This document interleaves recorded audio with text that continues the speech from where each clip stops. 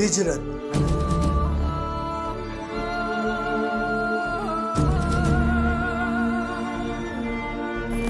گھوڑوں کی ٹاپیں، نیام سے نکلتی ہوئی تلواریں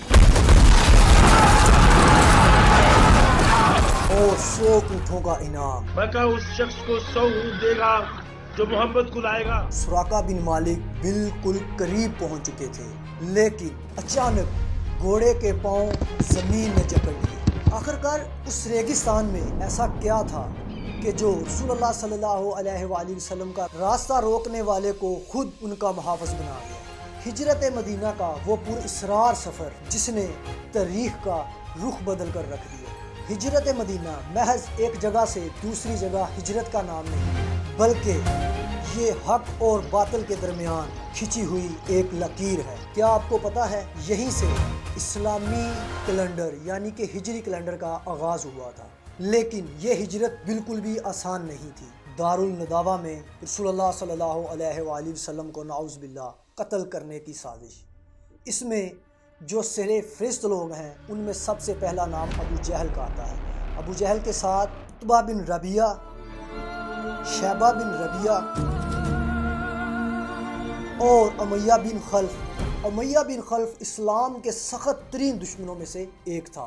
حضرت بلال حبشی رضی اللہ تعالی عنہ پر ظلم کرنے کے لیے یہ بہت ہی زیادہ مشہور تھا۔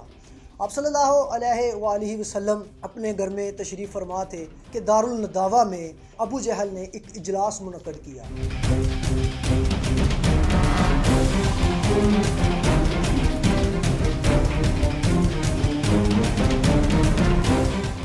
اس اجلاس میں صرف قریش کے لوگ نہیں تھے، بلکہ ابو جہل نے مکہ کے تمام قبیلوں کو اکٹھا کیا ہوا تھا اور رسول اللہ صلی اللہ علیہ وآلہ وسلم کو نعوذ باللہ قتل کرنے کا منصوبہ بنایا جا رہا تھا۔ ابو جہل نے ایک بہت ہی بڑی تدبیر سوچی کہ اگر ہم مکہ کے تمام قبائل میں سے ایک ایک شخص کو چنیں گے تو بنو ہاشم سب قبیلوں کا مقابلہ نہیں کر سکے گا۔ بالکل ایسا ہی ہوا۔ ابو جہل نے تمام قبیلوں میں سے طاقتور ترین لوگوں کو چنا اور رسول اللہ صلی اللہ علیہ وآلہ وسلم کے گھر کا محاصرہ کرنے کے لیے بھیج دیا۔ ادھر رسول اللہ صلی اللہ علیہ وآلہ وسلم اپنے گھر میں موجود ہیں اور وہیں پر رسول اللہ صلی اللہ علیہ وآلہ وسلم پر وحی نازل ہوتی ہے۔ اللہ پاک کا حکم آتا ہے ہجرت کے لیے۔ آپ صلی اللہ علیہ وآلہ وسلم حضرت علی رضی اللہ تعالی عنہ کو حکم فرماتے ہیں کہ اے علی، تم میرے بستر پر سو جاؤ اور میری یہ سبز چادر کو اوڑھ لو۔ صبح لوگوں کی امانتیں واپس کر کے تم بھی مدینے آ جانا۔ اور حضرت رضی اللہ تعالی عنہ سبز چادر کو اوڑھ کر بالکل ایسے ہی سو گئے جیسے کہ شیر اپنی کچار میں۔ اب رسول اللہ صلی اللہ علیہ وآلہ وسلم کو اس گھر سے باہر نکلنا تھا، لیکن کیسے؟ باہر تو خطرناک ترین سپاہیوں نے رسول اللہ صلی اللہ علیہ وآلہ وسلم کے گھر کو گھیرا ہوا ہے۔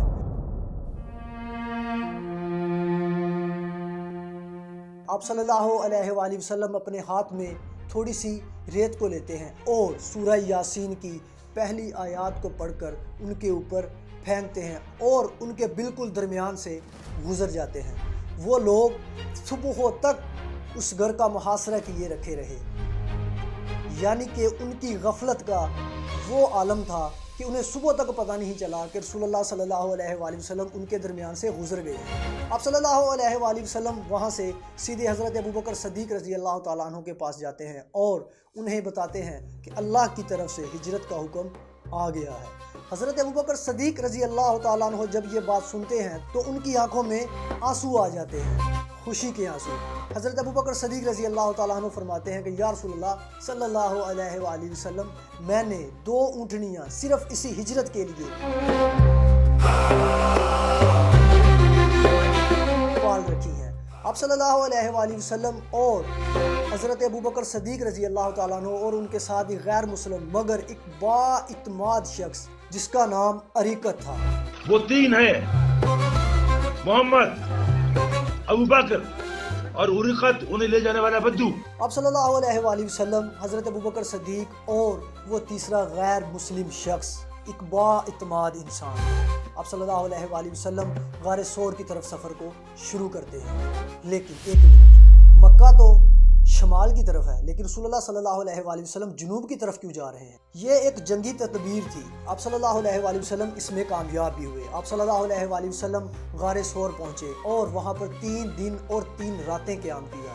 لیکن یہاں پر ایک سوال پیدا ہوتا ہے کہ آپ صلی اللہ علیہ وآلہ وسلم 3 دن اور 3 راتیں وہاں رہے حضرت ابوبکر صدیق رضی اللہ تعالیٰ عنہ کے ہمراہ، تو وہاں پر وہ اپنے کھانے پینے کے انتظامات کو کیسے دیکھتے تھے؟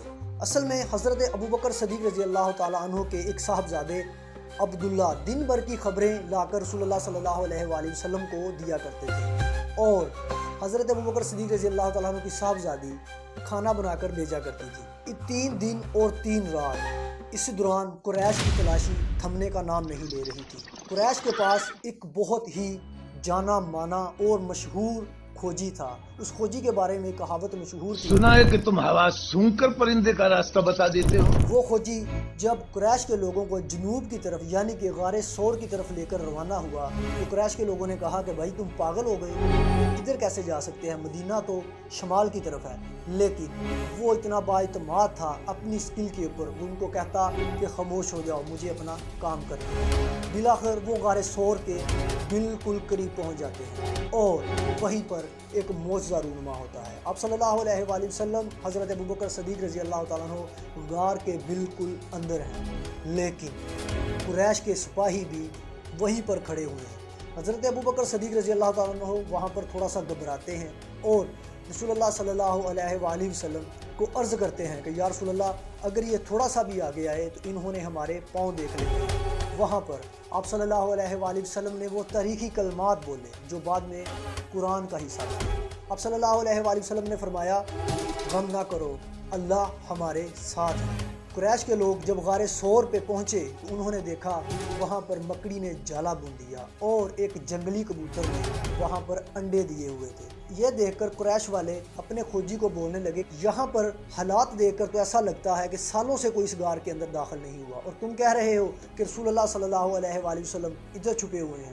جب قریش کی تلاشی کچھ ٹھنڈی پڑی تو آپ صلی اللہ علیہ وآلہ وسلم غار سے باہر نکلتے ہیں اور اپنے سفر کو جاری کرتے ہیں۔ لیکن دوسری طرف قریش کے لوگ بھی سکون سے نہیں بیٹھے ہوئے تھے، ادھر انہوں نے اعلان کیا 100 اونٹ۔ مکہ اس شخص کو 100 اونٹ دے گا جو محمد کو لائے گا۔ انہوں نے یہ اعلان کیا کہ جو رسول اللہ صلی اللہ علیہ وآلہ وسلم کو لے کر آئے گا اس کو 100 اونٹ انعام دیے جائیں گے۔ اگر آج بھی ہم اس کی کیلکولیشن کریں آج کے ریٹ پر تو بھی یہ پیسے کروڑوں میں بنتے ہیں، یعنی کہ یہ بہت بڑی اماؤنٹ تھی۔ یہ سن کر قریش کے لوگ بالکل پاگل ہو چکے تھے، ہر کسی کو 100 اونٹ کا انعام چاہیے تھا۔ سراقہ بن مالک رسول اللہ صلی اللہ علیہ وآلہ وسلم سفر پر روانہ مدینہ یثرب کی طرف جا رہے ہیں اور پیچھے سے گھوڑے کی ٹاپوں کی آواز آتی ہے۔ سراقہ بن مالک آپ صلی اللہ علیہ وآلہ وسلم کو دیکھ لیتا ہے اور وہیں پر اس کا گھوڑا زمین میں دسنا شروع ہو جاتا ہے۔ وہ باہر نکلتا ہے، توبہ کرتا ہے، لیکن پھر اس کو لالچ اکساتا ہے، پھر وہ پیچھے جاتے ہیں، پھر ایسا ہی ہوتا ہے۔ 3 دفعہ ان کا گھوڑا زمین میں دسا اور وہ باہر نکلے۔ اس کے بعد انہوں نے رسول اللہ صلی اللہ علیہ وآلہ وسلم سے معافی مانگی اور توبہ بھی کی۔ اس پر آپ صلی اللہ علیہ وآلہ وسلم نے نہ صرف انہیں معاف کیا بلکہ ایک بہت بڑی پیشن گوئی بھی کی جو سن کر عقل دنگ رہ جاتی ہے۔ آپ صلی اللہ علیہ وآلہ وسلم نے فرمایا سراقہ تمہارا کیا حال ہوگا جب تم کسرا کے سونے کے کنگن پہنو گے۔ یہ پیشن گوئی بعد میں سچ ثابت بھی ہوئی۔ برسوں بعد جب ایران فتح ہوا حضرت عمر رضی اللہ تعالیٰ عنہ کے دور میں سراقہ نے وہی کنگن پہنے۔ اسلام کی پہلی مسجد قباء۔ سفر ہجرت اپنی تمام تر پریشانیوں، تکلیفوں اور معجزات کے ساتھ جاری رہا۔ اسی راستے میں معبد کا خیمہ آتا ہے جہاں پر آپ صلی اللہ علیہ وآلہ وسلم کے لمس سے ایک کمزور اور بیمار بکری نے اتنا دودھ دیا کہ پورے قافلے نے وہ دودھ سیر ہو کر پیا اور وہ دودھ ختم ہونے کا نام نہیں لے رہا تھا۔ یہ اس سفر کی برکات تھی کہ آپ صلی اللہ علیہ وآلہ وسلم بنجر زمینوں کو بھی گلزار بنا رہے تھے۔ بالآخر 8 ربیع الاول کو آپ صلی اللہ علیہ وآلہ وسلم قبا پہنچے، جو مدینہ کے بالکل قریب ہی ایک بستی ہے۔ وہیں پر آپ صلی اللہ علیہ وآلہ وسلم نے اسلام کی پہلی مسجد قبا کی بنیاد رکھی۔ یہاں پر بھی مسلمانوں کا جوش دیکھنے والا تھا۔ یہی وہ وقت تھا جب حضرت علی رضی اللہ تعالی عنہ مکہ میں امانتیں واپس کر کے 250 میل لمبا سفر طے کر کے مسجد قبا پہنچے اور رسول اللہ صلی اللہ علیہ وآلہ وسلم سے ملاقات کی۔ مدینہ، جسے پہلے یثرب کہا جاتا تھا، آپ صلی اللہ علیہ وآلہ وسلم نے اسے ریاست مدینہ بنا دیا۔ آپ صلی اللہ علیہ وآلہ وسلم کا ایسا والی خانہ استقبال کیا گیا جو تاریخ کے صفحوں میں آج بھی یادگار ہے۔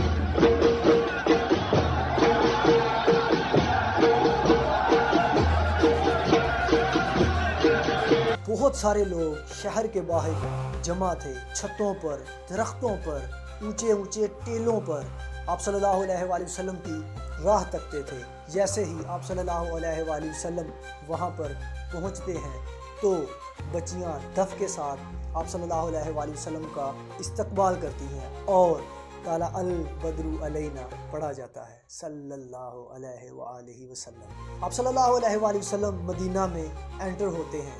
ہر شخص کے دل میں یہی چاہت تھی کہ رسول اللہ صلی اللہ علیہ وآلہ وسلم ہمارے گھر ٹھہرے۔ آپ صلی اللہ علیہ وآلہ وسلم نے کسی کا بھی دل توڑنا گوارا نہ جانا۔ آپ صلی اللہ علیہ وآلہ وسلم نے فرمایا کہ میری اونٹنی کو کھلا چھوڑ دو، یہ جہاں پر جا کر بیٹھ جائے گی میرا گھر وہیں پر ہوگا۔ اور کیا نصیب ہیں حضرت ابو ایوب انصاری رضی اللہ تعالی عنہ کے، وہ اونٹنی سیدھی جا کر حضرت ایوب انصاری رضی اللہ تعالی عنہ کے گھر کے سامنے بیٹھ گئی اور وہیں پر رسول اللہ صلی اللہ علیہ وآلہ وسلم کا گھر بنایا گیا۔ اب مسلمانوں نے اپنی ریاست تو قائم کر لی تھی، اب وقت تھا دشمنوں کو اپنی طاقت دکھانے کا۔ غزوہ ابوا، یہ ہم پہلے ہی ایکسپلین کر چکے ہیں، سو سبسکرائب۔